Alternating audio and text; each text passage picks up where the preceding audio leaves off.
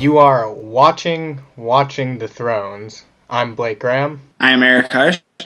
We're here to talk about the season 2 premiere of Game of Thrones. The North remembers. So we're coming back after a year break, and it's time to re-meet all of the new characters. Tyrion is basically the new main guy. He's the center of the action.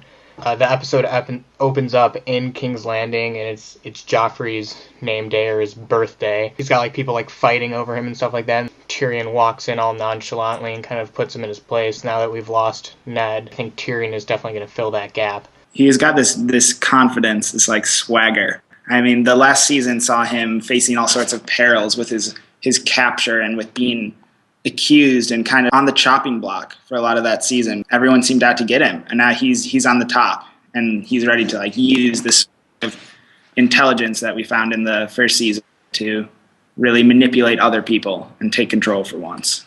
When he comes in, he's actually in his sort of armor, all decked out, and he asks Joffrey, oh, we didn't see you on the battlefield. Once we kind of get into the episode, it was basically just a way of catching up with pretty much all the characters, because there's so much going on. The universe is so big. It's bigger. It's expanded from the last series. I mean, now we have Stannis and Davos and that whole camp that was always spoken of but never explored as a potential for leading characters for real developed plot lines, and now that's becoming and will become a big part. That was included right away, which was kind of cool how they blended in checking in on everyone else as well as introducing Stannis and that whole entire world that, it's been uttering in the background and we're waiting for something to happen, but it fit in really nicely. It didn't seem out of place. And the way that they really tied everything together was by going up to the comet, which we saw at the end of last season in the sky. And so everyone sees it as a different type of omen depending on where you're from, whether it means that there's dragons or whether it means it's representative of Ned's blood, or if it's the power of the Red Keep and all that stuff like that. Each person kind of ties into the comet, and it's the one unifying thing in Westeros. Yeah, and they use that as a transition, like you said, where they will have people and they will look up to the comet and then it'll go down. It's in a different place. And I think that served as a great unifier for all of these stories because, they seem so separated, and they are so far apart, both in the world and in what they're doing. And the real point of A Clash of Kings, the second book, in which this series is adapting, is to bring all those together. That these things have been building, and they're finally getting to that breaking point. And that's what everyone's saying. This comet is a different omen, but it's also a unifier in that it is an omen. It's this thing that ties them together, and it's this thing that something is going to happen. Something's changed. There's this thing in the sky that's saying everything's different now, and the shit's going to hit the fan, pretty much. Yeah, and you got to get ready for it. Because, in a 50-minute period, we go from King's Landing to Winterfell to Beyond the Wall, which is kind of this, removed world where for the entire last season, something's been brewing there, but we don't know how it connects yet. Over to Dragonstone, which is completely new world for us. To the Stark war camps, we've got that inner political war. And then out in the desert in the Red Waste with Dany, and another completely, seems separate storyline, but we're going to see it building because now she's got dragons, even though she's kind of impoverished and starving and horses are dying out in the wasteland. Yeah. I think that it was a really good episode for setting things up for what's to come. So what do you see as coming next? What are you anticipating this Sunday?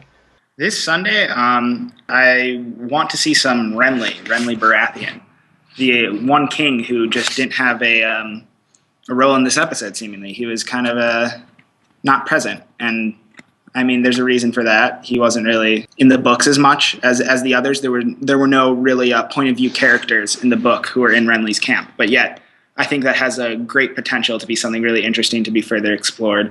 As well as I felt Jon Snow and the over the wall stuff was a little bit underrepresented. So I'm looking for those plot lines to come to the forefront more, and for just for the actual fighting to start, because there's a war going.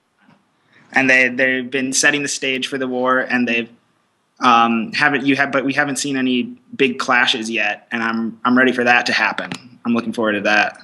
Yeah, and HBO has an inflated budget this season where they're Because before in the last season there were like mentions of war, but any of the real battles we didn't actually get to witness.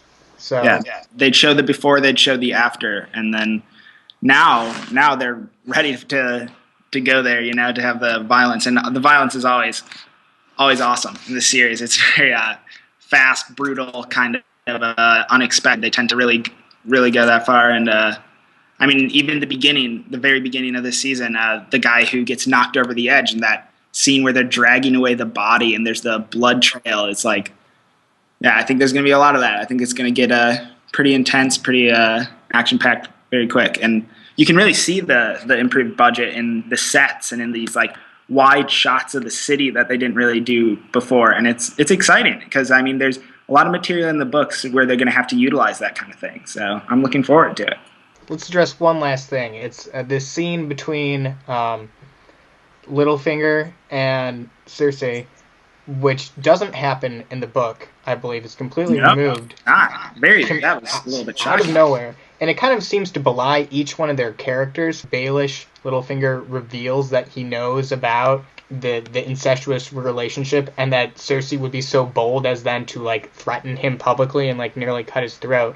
But the entire thing about that is Baelish is all like knowledge is power. That's like the important thing in the long run. Cersei, has her guard, sees him, tells him to cut his throat, then stops him at the last moment, and then has them do like a hokey pokey dance around just to prove that she can. And her response is that power is power. How do we think that power as the ultimate thing is going to play out in this season, whereas knowledge might have been kind of crucial in season 1, just power and brute force might be integral in season 2? I think that definitely proved a point that the last season also showed. If you remember from season 1 when Ned Stark brings the letter up to Cersei saying, hey, I'm going to be the regent, and she rips up the paper because she just doesn't care because she's got a bunch of guys with spears who say, no, you're not. And that's kind of what they're like reinforcing here, which is an interesting thing because there is all this like political play that's going on and all this bargaining and these relationships and backstabbing. But at the end of the day, the person with the blade is the one who's got the power. And I think that's going to come into play in the war because there's this whole issue of who is the rightful king. And then does that matter? Does that matter who is the rightful king? Not really. What matters is who has the most men to take the throne by force or to hold it. So that's going to be an important thing. And that's why it is the Game of Thrones, and everyone has this claim to the throne, and we have 5 separate kings warring for it. Yeah. That was the recap for the premiere of Season 2 of Game of Thrones, and we'll be back with more Watching the Thrones after the next episode, which airs on HBO on Sunday at 9/8 Central. Yeah? Yes. All right.